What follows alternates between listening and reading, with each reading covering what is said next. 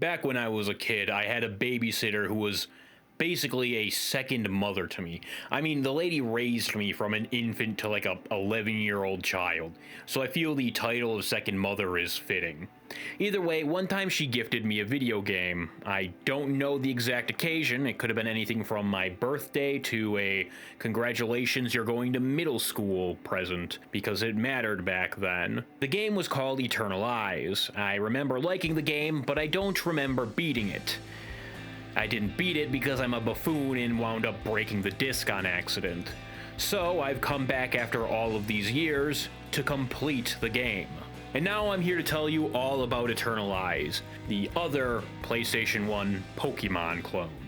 Everyone knows about Pokemon. I could spend an hour on here talking about how this one franchise popularized the creature collector genre, and how its massive success spawned countless companies to try to capitalize on it. But there's a whole subset of YouTubers who already do that.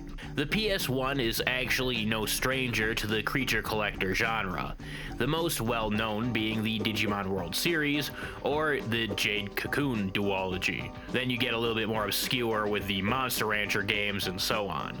But there was another creature collector you probably never heard of, for deep within the bargain bin at Home Depot awaits Eternal Eyes. The box art does a piss poor job of conveying that this game is a creature collector. It looks like a generic JRPG, to be quite frank with you, but once you flip the disc over, you'll see that it is actually a creature collector game once you start reading the summary on the back. Paraphrasing, it says something like, Luca summons a magical puppet monster to defend the Gross Kingdom. Yeah, Eternal Eyes is a tactical RPG for the PlayStation 1. That's right, it plays like Final Fantasy Tactics, if Final Fantasy Tactics was made for 6-year-olds. The game was developed by Sun Corporation, or more commonly known as Sunsoft. They've been around for quite a while, and while I recognize the name, because they worked on a fuck ton of licensed games back in the day, it's hard to say they have a flagship title that makes them instantly notable. I primarily know them as the guys that made the Blaster Master series. So we boot up the game and get this anime-styled intro. It's a full-ass anime music video, straight out of the early 2000s. And the song is a banger. I love this song. I have it on my MP3 player. Not that I own an MP3 player. I'm not that much of a hipster. We press start and enter a new game.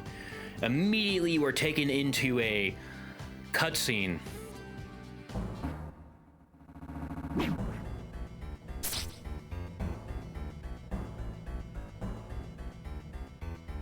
Is the sea awakening? Warless. What have you done? Why are you looking at me? That's not what I expect from the hero of the war goddess. The resurrection of Luna, is that what you want? What do you intend to do then? Why can't someone like you discard the desire for power? Desire for power, eh? That is something Bulzer the hero will never understand. If what you do is going to bring darkness and destruction to the world, I desire no knowledge of it. Kill you.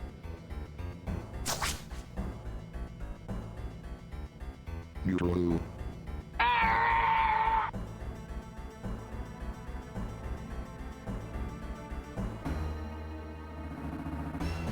So this is the Soul Reaper? Nice scent of blood. The localization for Eternal Eyes was so botched that even the back of the CD case has an error on it. Remember how it called the protagonist Luca? Well, his name isn't Luca, it's Luke. Yeah, it's pretty bad, but no one really plays creature collector games for their stories. I guess with a couple exceptions. So after the initial cutscene, we get a new one showing a new cast of characters. Luke the protagonist, his sister, and a nerd and a jock.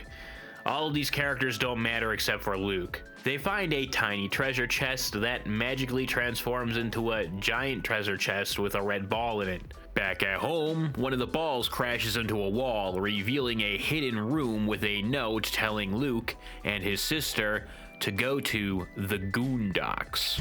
Here, you'll be able to navigate the world. Unlike many of the tactical games of its time, and even to this day, to be honest, Eternal Eyes allows players to traverse its world. Well, somewhat. There are 2 locations Luke can move around in. Unfortunately, there really isn't any point unless you want to talk to NPCs. The devs knew this and created a fast travel menu that unfortunately only works outside of buildings.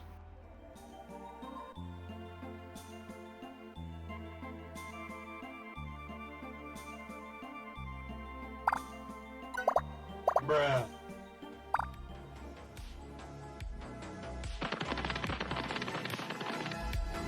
I'm stinking depressed. Goondocks is the second explorable area. It suffers the same problem that Gross Kingdom has, being a pointless area to traverse. There is, however, one thing between these 2 areas that is worth investigating: the shops. Both shops have different selections. They also restock new items after each chapter, so you'll want to visit both of them as you progress. Speaking of shops, you'll need to make sure to stop by one and grab some equipment. Luke naturally starts with no equipment, and the first fight sucks.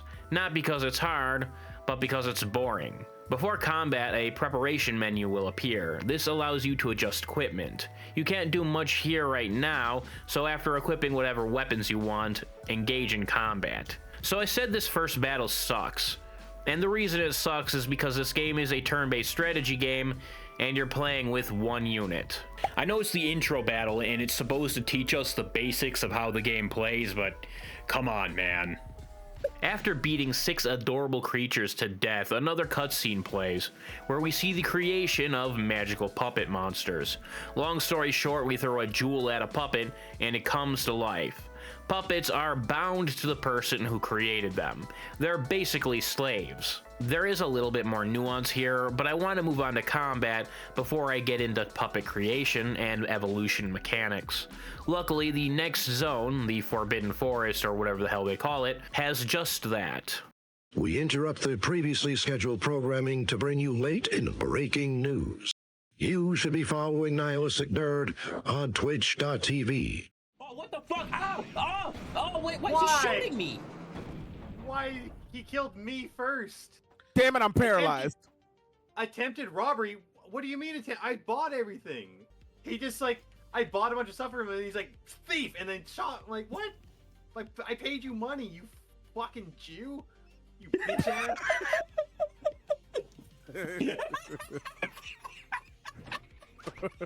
Look, man, you're gonna have to rewind the VOD because I have no idea what happened. That's twitch.tv/nihilistic nerd. NIHILISTICNERD. As stated before, the game is turn-based like Final Fantasy Tactics, but it's incredibly simplified. Instead of turns being based on stats, turns are taken a la chess. Luke himself is important in the fact that he is the only character that can use items to heal, or jewels to power up, evolve puppets, or place traps during combat. Luke can also equip 3 different types of weapons: a sword, a lance, or a bow. Swords usually hit for the most damage, but are limited in range. Lance can reach 2 squares, but the spears won't pierce through multiple enemies. You can only target 1 at a time. And finally, the bow. The bow is your long-range weapon. It's somewhat annoying to use if you're not paying attention. This is because once a unit moves, it cannot reverse that action. So if you miscount tiles or elevation, you're shit out of luck. This can make using ranged attacks less than ideal. I tended to avoid it because of this. The most important thing to note during combat is that the game will end if Luke dies. Puppets, as opposed to Luke, have access to magic, and magic can be completely broken. Spells are divided by color and are unlocked by throwing jewels at puppets. It can be a kind of a mixed bag here since I never knew what magic I would get. There's also that little problem where the game will straight up not tell you what a spell does. Same effect as hammer. Bitch, I don't even know what hammer does. The targeting mechanics for spells are lacking. Sure, there's AoE, but you can't target to the ground. You have to target an enemy unit. To make up for this, friendly fire is removed. The debuffing spells always felt useless as they rarely actually hit an enemy. You also really don't need to weaken any of your opponents because most enemies go down in 1 to 3 hits anyway. On the opposite end, there are some spells that straight up nuke the entire arena. These spells are absolutely broken and will make the latter part of the game a complete snooze fest.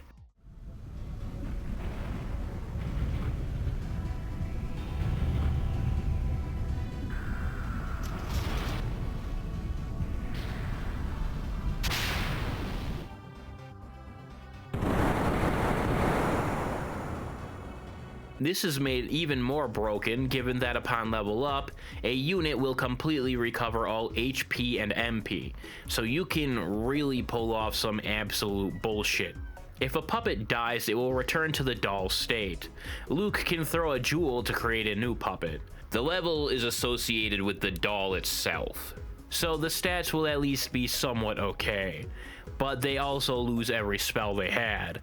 This can be really bad if you have a spell-oriented puppet go down, but that will be pretty rare, because the game is staggeringly easy. The enemy AI is atrocious. It will always hard target Luke, meaning that even if your puppets are within killing range, 1 or 2 HP, and one attack will finish them off, the enemy puppets will always target Luke. That's if they even target Luke, because sometimes they'll get into attack range and just end their turn. In fact, the only time I would ever be fearful of losing a puppet is if multiple puppets had AoE attacks. And even then, all you really have to do is maybe heal Luke and one puppet and strategically separate your units, then take out the spellcasters. The battle arenas are usually pretty decent. The game takes you to like 5 locations, each of which having several maps. It's actually closer to 9 locations, but they reuse the same locations constantly. It happens very frequently, and it's very noticeable. That being said, I don't mind the variations. Take the Hall of Dolls, for example. It has this, what I would call a marionette macabre aesthetic. A haunted mansion with creepy dolls and weird-ass architecture. Enemies there are all ghosts or weird-ass dolls too. I also really liked fighting my way through Gross Castle. I actually got to kill real humans here. We all know that I love me some human versus human conflict. I love seeing ideologies clash as humans are reduced to their most primitive instincts. Those primitive instincts being violence. Actually, I just really like invading castles. Pretty much all battles will revolve around eliminating enemy puppets, and by pretty much I mean every single battle revolves around eliminating all enemy puppets, except for the final battle. There's not a lot of variety in this regard, but each battle has at least one alternate layout for the enemies, so if you decide to repeat an area, it's not quite as bad, though I wouldn't necessarily advise that, as it is really easy to overlevel and to make what is already a easy game trivial. There are like 200 puppets in Eternalize. At least half of those are recolors though, so take that as you will. But there's still a nice variety to collect. You got knockoff Kirby, Dick Totem, Humpty Dumpty had a great axe, a sexual predator, spooky lady, a skeleton, this guy who is water, and that's just a few. The designs for these things are all over the place, from cute Pokemon designs to well-known fantasy creatures. Puppet evolution paths are pretty inconsistent. A big part of the game is throwing together jewels and hoping you don't get something terribly hideous,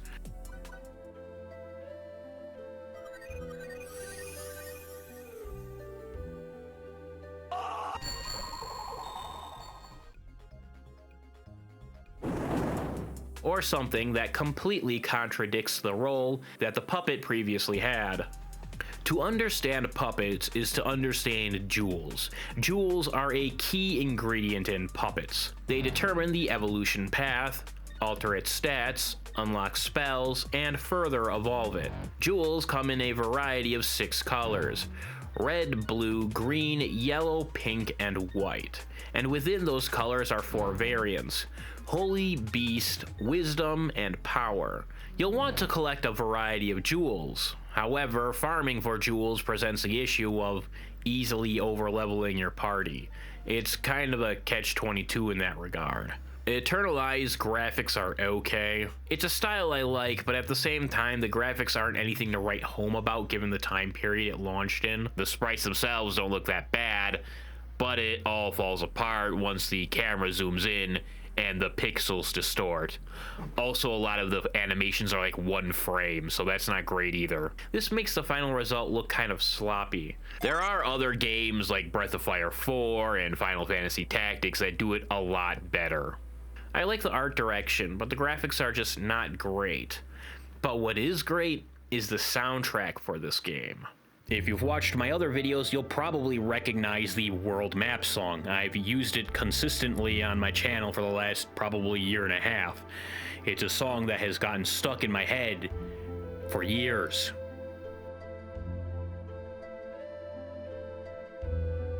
I think that's because, to me, this theme encompasses the feeling of preparing to head out into the world and the uncertainty that comes with it. Another song I liked was Angel's Blood. It radiates a PS1 JRPG sound.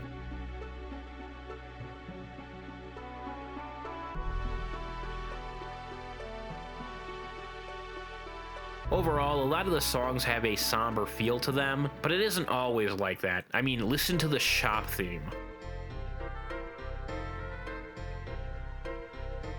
While it's definitely not my favorite, it still is a catchy tune.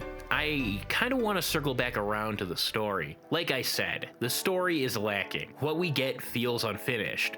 The game literally opens up showing off all these bad guys, but you really don't see them do anything but like talk shit. The first time you actually meet them is one of the most depressingly mid cutscenes I have ever seen. Spoilers for mid-game, I suppose. Skip to this timestamp over here if you wish to avoid them. After the first playthrough of the Hall of Dolls, Luke and Elena head back home, where they are made aware that there's a battle going on at Gross Castle, and the princess apparently sent a letter asking Luke to meet up with her. Next, we see some guards stabbing each other to death, and after they die, Luke runs into the castle. Battle preparation ensues. This is the one time I will say having Luke traverse the area would have been a good choice, because if you leave the preparation screen and explore the town, it's still raining, with all of the town's doors locked. It would have at least built some tension. So Luke storms the castle, and while it's basically the same as every other encounter, we as the player anticipate that shit's gonna get real. After 6 or so floors of Puppet Massacre, instead of a proper boss fight featuring one of the big bads, we get a cutscene where Vorlis kills the king, Luke runs up to Vorlis, then Vorlis starts force choking him or some shit, and then Elena just runs up to Vorlis and gets stabbed and dies. And then Vorlis, instead of killing Luke, gets distracted by his ADHD and walks away. This could have easily been a boss fight. Vorlis has like 4 losers following him around, 2 women and 2 men. Both of the men have like maybe 5 dialogues combined. You could have killed both of these characters here and it wouldn't have changed the story at all. Keep in mind, up to this point we've done 1 mini dungeon with no boss and 2 dungeons with souped up puppets as bosses. It will be chapter 7 before you fight one of Vorlis's crew. We spend from chapter 3 to 7 on a fetch quest to get items to revive Luke's sister. During those chapters, we get nothing from Vorlis and his cronies. Vorlis himself is actually an idiot. Once Luke unlocks the ability to use puppets, the goddess tells him that, hey, there's this kid from the tribe that like sealed me away a billion years ago. But he immediately disregards that. Like, instead of sending one of his boys over to kill Luke, he just fucks off. So yeah, the storytelling is that bad. I say this with no malice in my heart, but Eternal Eyes belongs in the bargain bin. It is not a good game. It's not a terrible game. I wouldn't have returned all these years later to play it and complete it and make this video on it, but it is definitely not a good game. There might not be a lot of SRPG creature collector combos, so in theory that could attract some people who like both niches, but I think the unpolished nature might dissuade them from playing after the first few hours. I mean, for fuck's sake, are these puppets, pappets, or Mappymon? Apparently it's all of them. So if this game is so mid, why do I like it? Well, the easy answer is nostalgia. I think everyone has a game or two from their childhood that they look back fondly upon and love and enjoy despite it being not great. I mean, there's people out there that like Bubsy, and people out there that like Metroid Other M. I actually kind of like Metroid Other M, don't sue me. But either way, while those games are not fondly looked back upon, we still love them because they mean something to us as a child. And I think that's pretty cool. Think about it, 10 years from now, we might have someone making a video essay on how much they love Saints Row the 5th. Or Assassin's Creed Unity. Actually, there are people doing Assassin's Creed Unity stuff already. I'm out. I need my water. I'm leaving.